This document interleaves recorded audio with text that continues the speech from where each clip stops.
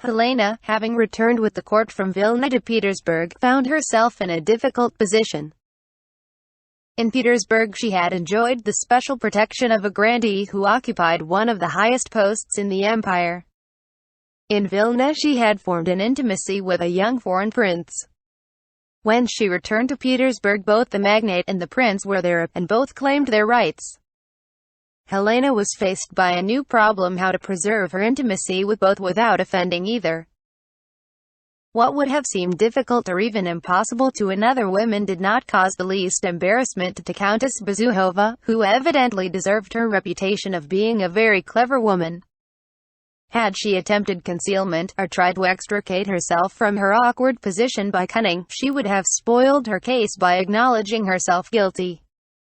But Helene, like a really great man who can do whatever he pleases, at once assumed her own position to be correct, as she sincerely believed it to be, and that everyone else was to blame.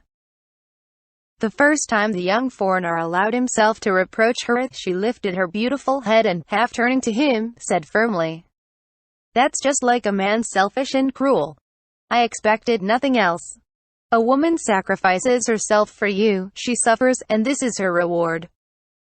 What right have you, Monseigneur, to demand an account of my attachments and friendships? He is a man who has been more than a father to me." The prince was about to say something, but Helene interrupted him. "Well, yes," said she, "it may be that he has other sentiments for me than those of a father, but that is not a reason for me to shut my door on him. I am not a man, that I should repay kindness with ingratitude. No, Monseigneur.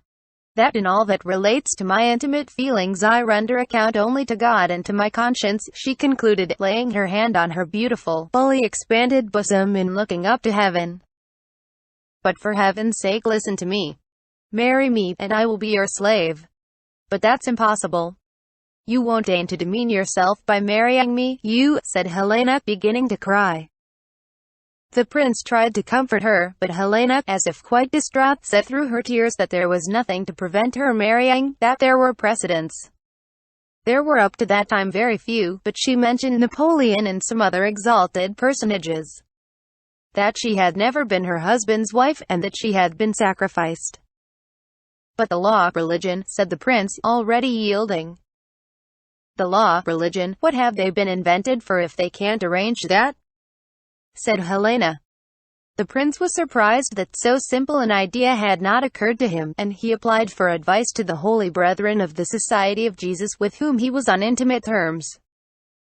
A few days later, at one of those enchanting fêtes which Helene gave at her country house on the Stone Island, the charming Monsieur de Jobert, a man no longer young, with snow-white hair and brilliant black eyes, a Jesuit robe court, was presented to her, and in the garden by the light of the illuminations and to the sound of music talked to her for a long time of the love of God, of Christ, of the Sacred Heart, and of the consolations the one true Catholic religion affords in this world and the next. Helene was touched, and more than once tears rose to her eyes and to those of Monsieur de Jobert, and their voices trembled. A dance, for which her partner came to seek her, put an end to her discourse with her future directeur de conscience, but the next evening Monsieur de Jobert came to see Helene when she was alone, and after that often came again. A member of the Society of Jesus.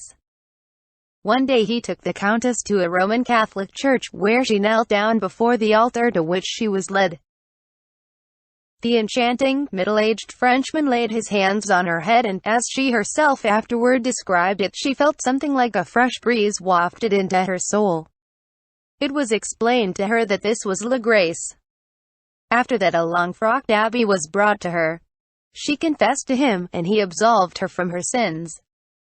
Next day she received a box containing the sacred host, which was left at her house for her to partake of. A few days later Helene learned with pleasure that she had now been admitted to the true Catholic Church, and that in a few days the Pope himself would hear of her and would send her a certain document. All that was done around her and to her at this time. All the attention devoted to her by so many clever men and expressed in such pleasant, refined ways, and the state of dove-like purity she was now in. She wore only white dresses and white ribbons all the time. gave her pleasure, but her pleasure did not cause her for a moment to forget her aim. And as it always happens in contests of cunning, that a stupid person gets the better of cleverer ones. Helene, having realized that the main object of all these words and all this trouble was, after converting her to Catholicism, to obtain money from her for Jesuit institutions, as to which she received indications, before parting with her money, insisted that the various operations necessary to free her from her husband should be performed. In her view, the aim of every religion was merely to preserve certain proprieties while affording satisfaction to human desires. And with this aim, in one of her talks with her father confessor, she insisted on an answer to the question, in how far was she bound by her marriage? They were sitting in the twilight by a window in the drawing room. The scent of flowers came in at the window. Helene was wearing a white dress, transparent over her shoulders and bosom. The abbé, a well-fed man, with a plump, clean-shaven chin, a pleasant firm mouth, and white hands meekly folded on his knees, sat close to Helene and, with a subtle smile on his lips and a peaceful look of delight at her beauty, occasionally glanced at her face as he explained his opinion on the subject. Helene, with an uneasy smile, looked at his curly hair and his plump, clean-shaven, blackish cheeks, and every moment expected the conversation to take a fresh turn. But the abbé, though he evidently enjoyed the beauty of his companion, was absorbed in his mastery of the matter. The course of the father confessor's arguments ran as follows. Ignorant of the import of what you were undertaking, you made a vow of conjugal fidelity to a man who, on his part, by entering the married state without faith in the religious significance of marriage, committed an act of sacrilege. That marriage lacked the dual significance it should have had. Yet in spite of this, your vow was binding. You swerved from it. What did you commit by so acting?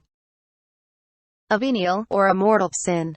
A venial sin, for you acted without evil intention.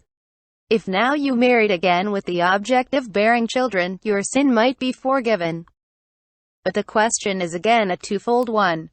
Firstly, But suddenly Helene, who was getting bored, said with one of her bewitching smiles, but I think that, having espoused the true religion, I cannot be bound by what a false religion laid upon me. The director of her conscience was astounded at having the case presented to him thus, with the simplicity of Columbus's egg. He was delighted at the unexpected rapidity of his pupil's progress, but could not abandon the edifice of argument he had laboriously constructed. Let us understand one another, Countess, said he with a smile, and began refuting his spiritual daughter's arguments.